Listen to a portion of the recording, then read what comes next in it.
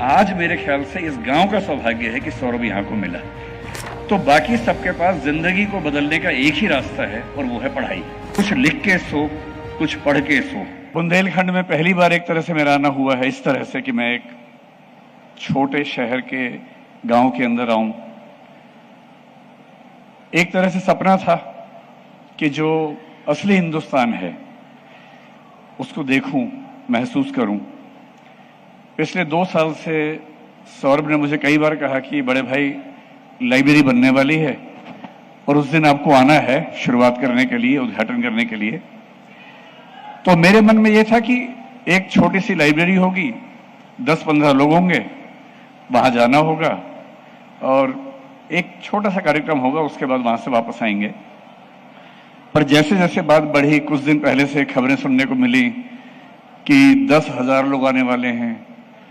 फिर पता लगा, कल जब मैं आया तो कई शहरों में बड़े बड़े होर्डिंग लगे हुए हैं। मैंने बहुत आयोजन देखे हैं, अस्पताल का, स्कूल का, होटल का, पर लाइब्रेरी, वो भी नॉट फॉर प्रॉफिट, इतने बड़े पैमाने पर सम्मान की वस्तु बने, ये हमारे समाज में शायद पहली बार हुआ है। और मैं इसके लिए सौरभ को और बाकी सब दोस्तों को धन्यवाद करूंगा। मैं जानता हूं कि समय कम है और आप बहुत थक चुके हैं, बहुत सारे वक्ता बोल चुके हैं, बहुत सारे बोलने बाकी हैं। तो मैं क्योंकि टीचर हूं, मुझे क्लास में बच्चों के चेहरे देख के समझ में आता है कि कितना बोलना चाहिए, कितना नहीं बोलना चाहिए। तो मैं बहुत कम 5-7 मिनट कुछ बातें करके और फिर मैं चाहूंगा कि बाकी वक्ता और फिर कुमार विश्वास भी हैं, तो उनके लिए जरूरी है कि आपके पास इतना समय हो कि आप उनको सुन सके, आनंद ले सके। ऐसे आयोजनों में सबसे बड़ी चिंता की बात यह होती है कि शुरू तो हो गया, 20,000 लोग भी आ गए, मंच पर बड़े बड़े नामी लोग भी आ गए, नेता भी आए, अभिनेता भी आए, सब आए। ये तो एक दिन की बात है।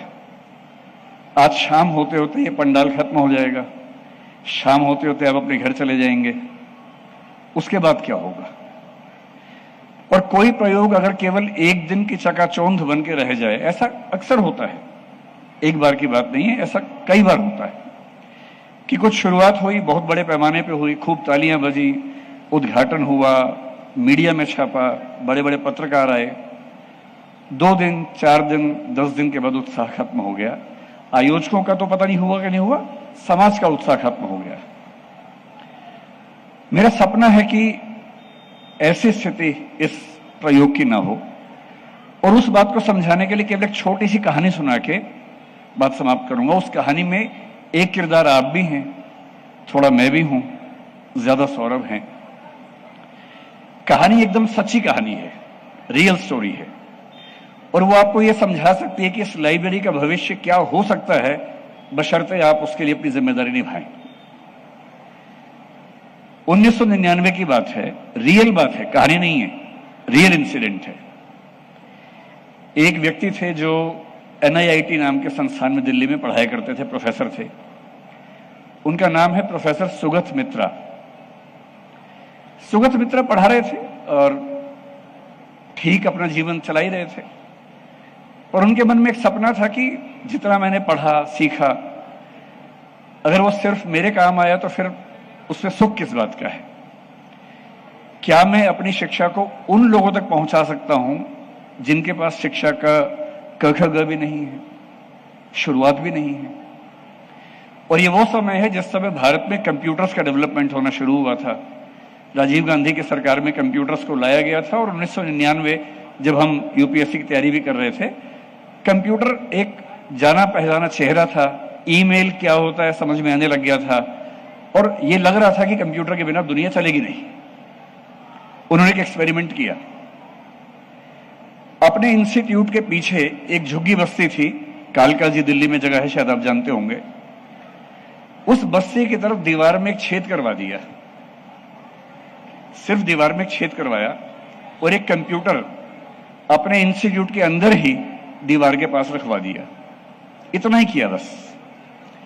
उस कंप्यूटर में बिजली का कनेक्शन था, एक माउस था, ऑन रहता था, और कोई स्टाफ का मेंबर केवल देखता था कि कंप्यूटर ऑन रहे, और कुछ भी नहीं किया। जो झुग्गी के बच्चे थे, गरीब बच्चे थे, उनको कंप्यूटर दिख रहा था, वो छू सकते थे, लेके जा नहीं सकते थे उसको। और सुगत मित्रा देखना चाह रहे थे कि अगर बच्चों को एक्सेस मिल जाए, पहुंच मिल जाए, तो क्या उनके अंदर सचमुच खुद सीखने की ललक होती है या बच्चों को सिखाना पड़ता है, बहुत कोशिश करनी पड़ती है। सिर्फ ये एक्सपेरिमेंट था। 3 महीने तक उनकी टीम ने कुछ नहीं किया, सिर्फ इतना कि कंप्यूटर रखा हुआ है, बिजली चल रही है, किसी से कोई बात नहीं की। धीरे धीरे देखा बच्चे वहां पर इकट्ठे होने लगे, कुछ कुछ करते थे, वीडियो गेम खेलते थे, कुछ और करते थे। और 3 महीने बाद वो आए, उन सारे बच्चों से मिले और उनसे कहा कि ये कंप्यूटर मैंने रखवाया था, आप मुझे ये बताइए कि क्या मैं आपके लिए कुछ और कर सकता हूं। सरप्राइजिंग बात है कि उन बच्चों ने ये कहा कि सर रखवा तो दिया, इसकी जो प्रोसेसिंग की स्पीड है थोड़ी सी कम है और जो माउस है वो ठीक से काम नहीं करता है, माउस चेंज करवा दीजिए, प्रोसेसर अच्छा लगवा दीजिए, हम और सीखना चाहते हैं। और ये पहला एक्सपेरिमेंट था जिसने साबित किया कि आप कुछ मत सिखाइए, केवल एक एक्सेस पॉइंट बना दीजिए जहां बच्चे आके अपने मन से कुछ कर सकें।